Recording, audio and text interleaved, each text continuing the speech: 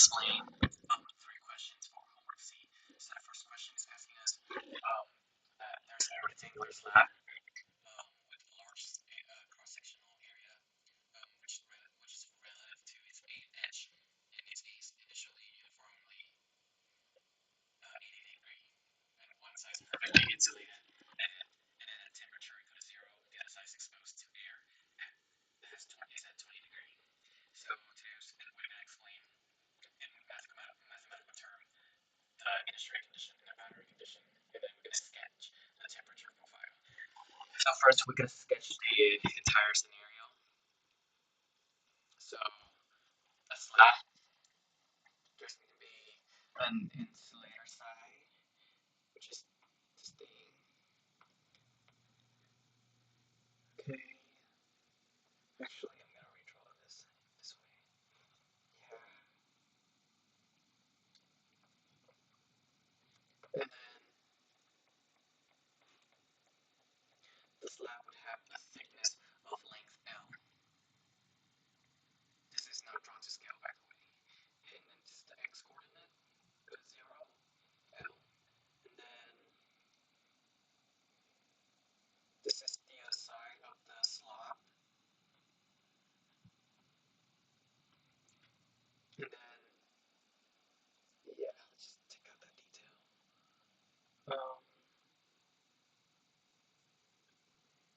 Okay, and then this is the y coordinate,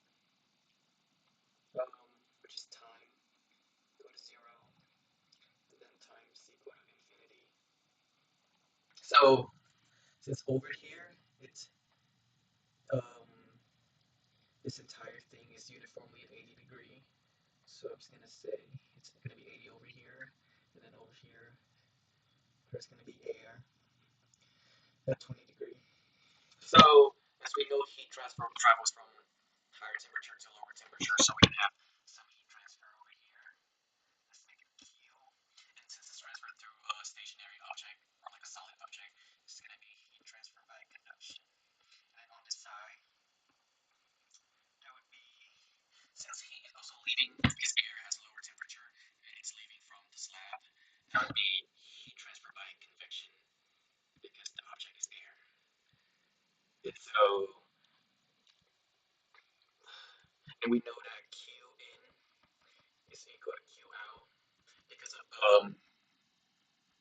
material and energy balance. So, and then when you see on this side, or just look at the overall picture, you see that heat is transferring from this side to the side, and it's entering, and then heat is also leaving by convection. So it's going to be Q conditions equal to Q convection, and then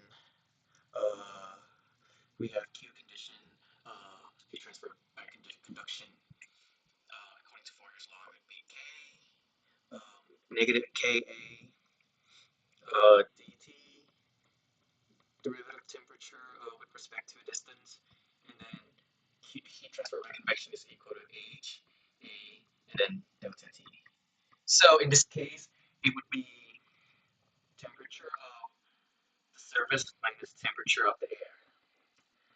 So I've seen many people being confused about air, which temperature would have the minus sign. So T is it ET air minus T surface or T surface minus T air. So in my opinion, what was correct is because heat is transferring from the other side of the slab through the surface, the outer surface, and then heat. So it's entering into outer surface, and then heat is leaving to the air. So enter. This is an easier way to memorize. Enter is positive, and then leave exit is negative. So therefore, since heat is coming into the surface and then heat is leaving into the air, the temperature of surface would be positive and the temperature of the air would be negative. So we established that. Okay. And then sign convention.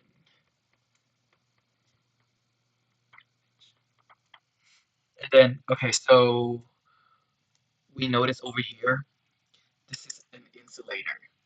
So it means there's no um, net Q. So there's no heat leaving or entering. So therefore, this entire thing, Q is equal to zero. So we have zero is equal to HA S here. So that's mathematically explain the initial condition in the boundary condition in mathematical term. And then now I'm gonna sketch the temperature as time goes on.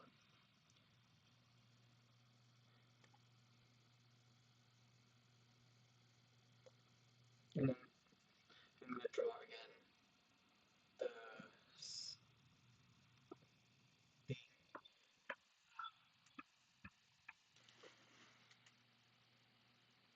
Alright, back to the problem. It's gonna be oops. So the insulator, and then there would be a distance L0. So 0 is x, 0 is to the left, and then x to L is the insulator side. That would be air. So at temperature equal to 0, the velocity at t equal to 0, the left side is exposed to air. So there would be a big slope in the temperature gradient. However, as it's moved to the right, there would be no gradient, temperature gradient, because the right side is insulated. So as we go down, the slope starts to decrease because, let me draw this better,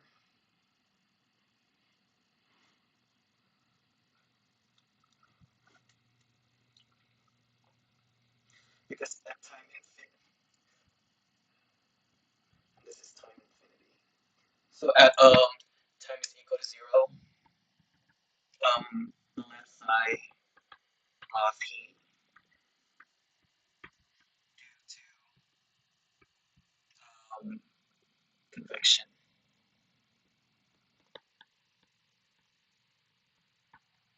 And then when t is larger than 0, slope start to decrease because um, because the left side is gradually losing heat, making the temperature goes down. But when times reach infinity, so at this point, all of the surface should be equal to 20 degrees because heat um, has left the surface into the air. So that's why at the bottom of the temperature profile at times equal to infinity, it's a flat line. The slope is equal to 0 because at that point everything here should be uniformly 20 degrees and should be no change in temperature, making it the slope 0.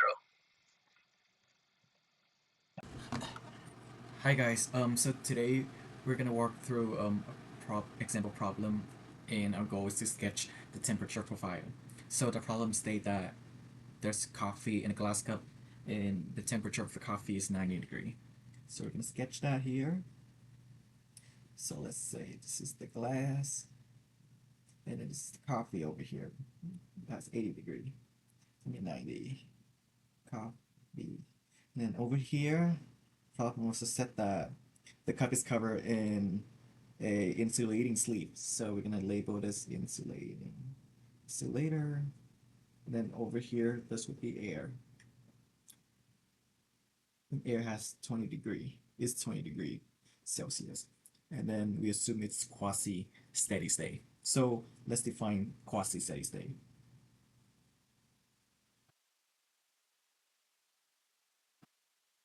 It means the temperature is technically technically changing. However, heat transfer adjust to the change, making it making the change in temperature over time negligible. So negligible.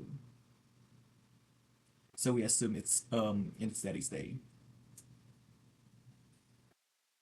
Okay, so over here we know that the heat from the coffee transferred to the glass. This goes from higher temperature, lower temperature, and it's going to be heat transfer by convection since coffee is a liquid and it vibrates around. And then the heat would go transfer from glass to insulator, and that would be heat by conduction. And then the heat to air would be by convection.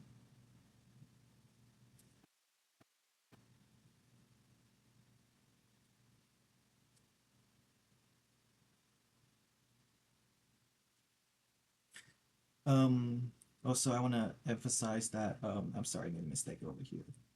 So heat transfer through the glass would be um, heat transfer by conduction, and then from the glass through the insulator would also be heat by conduction. So that would be 4Q in total. Okay, and then let's move on. So since it's in steady state, we assume that the heat entering and the heat leaving are the same. So, and then material balance steady state. So we would have Q. Um, let's just label them Q by convection, and then equal to Q heat transfer through glass equal to Q heat transfer to insulator. So this heat copy, and then equal to heat to the air.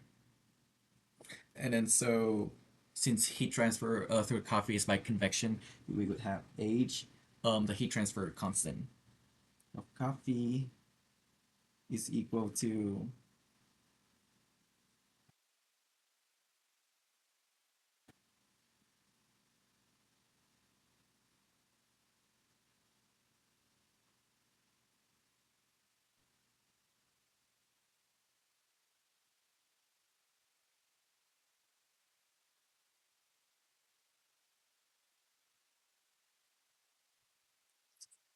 heat transfer of coffee would be the thermal constant thermal heat transfer constant of coffee times the temperature of coffee minus the temperature of one.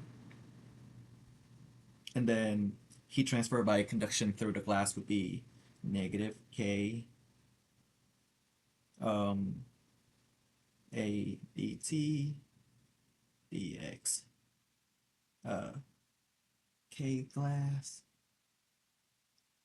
and then heat transfer by conduction for the insulator would be K insulator times A surface area times dt dx of the insulator, and then we would have the thermal heat transfer constant of air over T um, air T surface minus T air.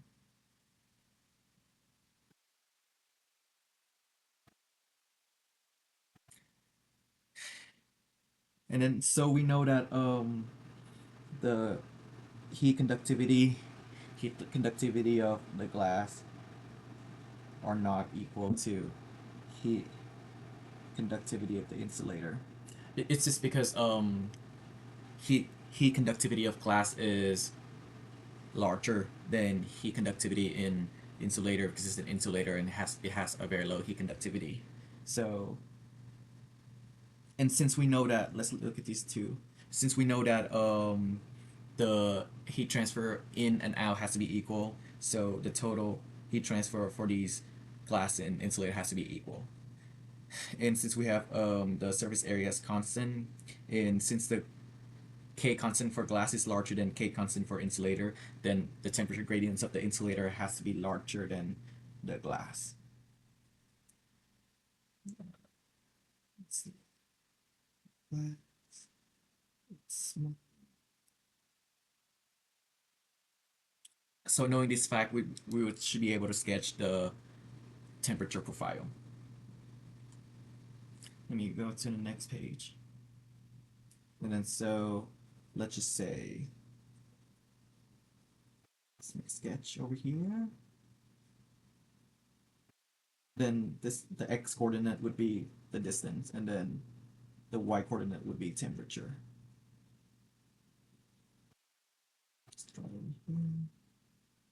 So it's 0 to, let's say, length L. And then this one should be air. Or, yeah, air. And then we can make 0 over here since air is technically not in the boundary. But it should be like right around the surface. So, yeah, let's just make this simpler and say this is air, insulator, and glass. And then over here would be the coffee because our boundary layer, it just involves from the surface of the outer surface of the insulator into just the inner surface of the glass. So the air and the coffee is technically not in our boundary layers, but we just want to make this simpler. So let's say the 20 is over here. This is 90 degree. So since we established that the slope for the gradient temperature gradients of the insulator has to be high, so we're gonna do it like this, and then we want to make sure the temperature gradient of the glass it's low, so it's gonna look something like this, and then same for air. This is because the Q convection, the heat transfer by convection is H times H is heat transfer constant times the surface area times change in temperature. So it doesn't rely on dt, dx, and then usually the heat transfer by air, it's the H heat transfer constant by air is very weak, so it should have a very low temperature gradient. So this is our temperature profile, and that's what it would look like. Thank you for listening. Hi guys, so for the previous problem where we talk about the insulating problem, I'm gonna explain in this problem I'm gonna explain that problem C2 in terms of thermal resistance, and we're gonna derive an expression for that heat flow. Okay, so we're gonna rewrite this over here. So Q air is equal to Q glass equal to Q, let's do the insulator, glass, and then Q coffee. And then I'm gonna write that in a chain of equations, okay? Um, so Q air is equal to H times surface area times T.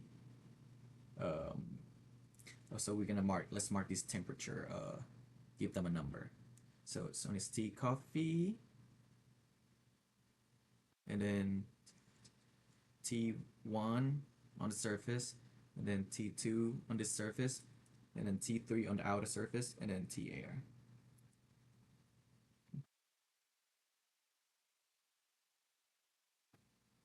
So we would have T1 minus T air.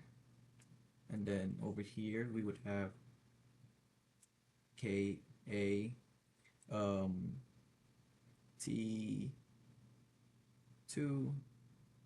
minus T1.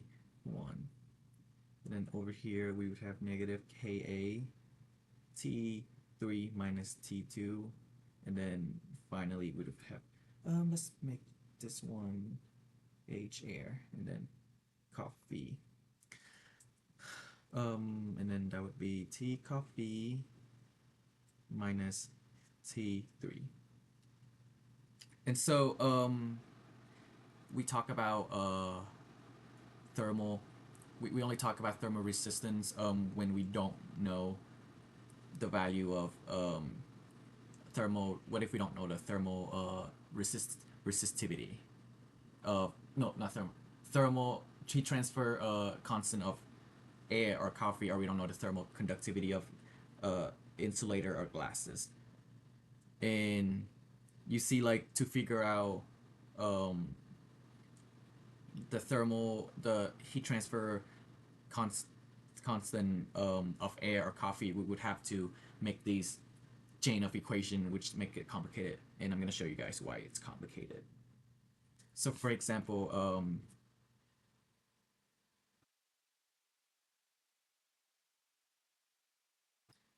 number one, we would have, for the first equation, we would have H air times surface area times T1 minus T air is equal to negative Ka insulator T2 minus T1. And then this one would be, let me just copy this.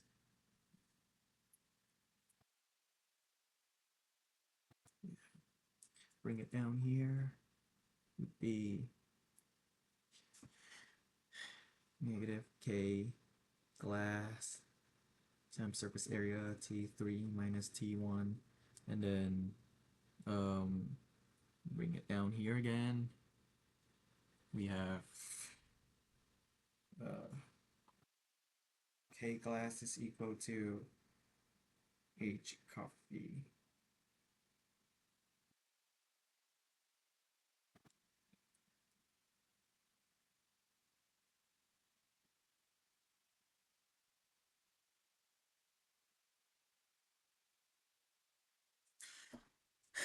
So you see, like, instead of like finding every individual temperature to figure out temperature of the air or the coffee, we can just make it into one big expression. So you see that T1 can cancel out, T2 cancel out, T3 cancel out. Uh, yeah, T3 cancel out. I think I made a mistake here. I'm sorry, guys. T2 cancel. This one should be T2. This one should be T2. So T2 cancel out, T1 cancel out as well. So um, we would have one final equation. Q would be equal to U times area times delta T. And delta T is just simply temperature of coffee minus temperature of air. And this would be the total or overall heat transfer without going through each individual layer. So how do we know what the U would be? So we can do a simple analogy that we learned in physics for a circuit. So the Ohm's law state that delta V is equal to IR, where R is the resistance, I is the current, then V is the voltage. So voltage is what drives the current, and resistance is what resists the currents. So this is like similar to what we have in heat resistance, where let's say Q is equal to, so U times T. So U is what resists the heat flow, and this is the heat flow. Heat flow, temperature, voltage change, temperature change. So U would be thermal resistant, because when for that coffee example, the insulator and the glass is what reheats the resist the heat. So we can say for conduction, it's let's make a symbol. Q is equal to K negative K A times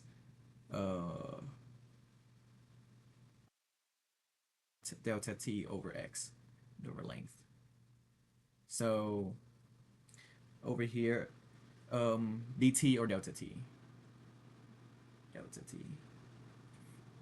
So over here we would see that Q is the heat flow, And then here's the temperature change. So this entire variables are gonna be U or thermal. I'm sorry, I think yeah, it's better. Thermal um resist thermal resistance. Yep, perfect. So when we rearrange the equation, so it would be like this, or let me do this. Q2 Q times 1 over U.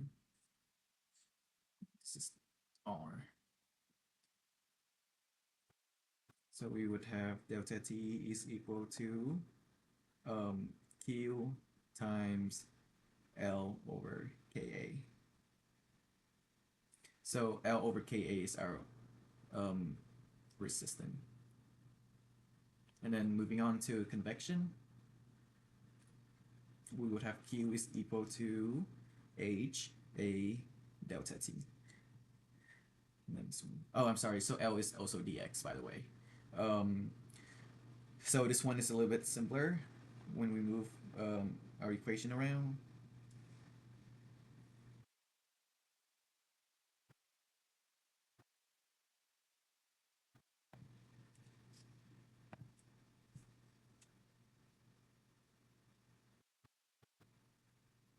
When we move our equation around, we would have I'm trying to make better. So yes, perfect. So we would have delta t is equal to q times 1 over ha.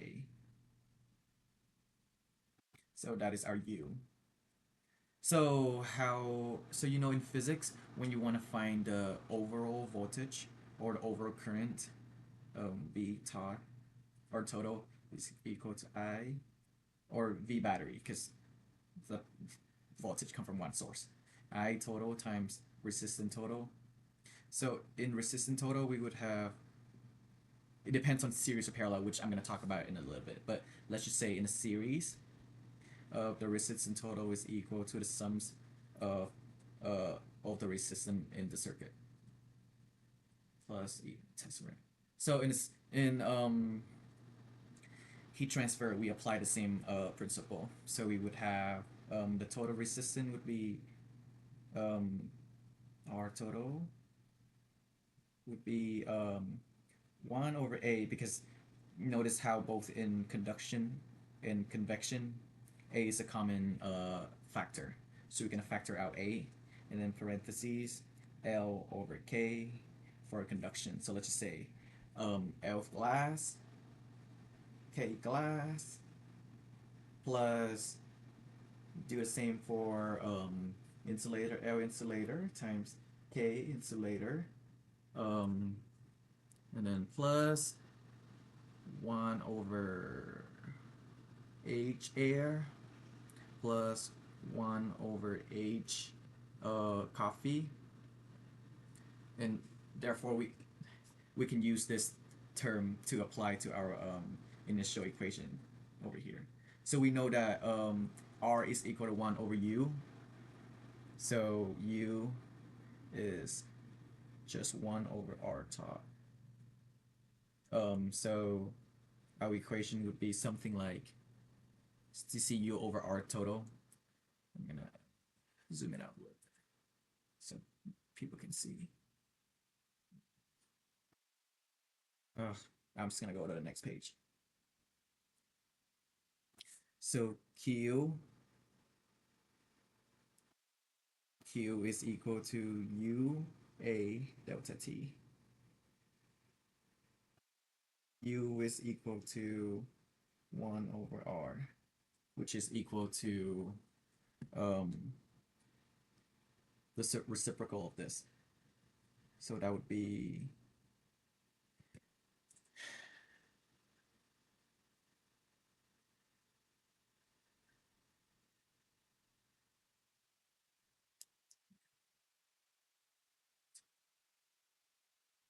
U.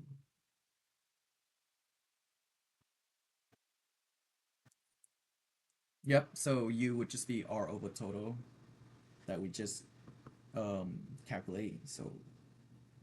Uh, so Q, so temperature, so Q is equal to 1 over R total times surface area times the change in temperature.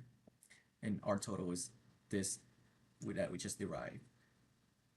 So yeah, thank you for listening, guys. Hope you guys have a good one.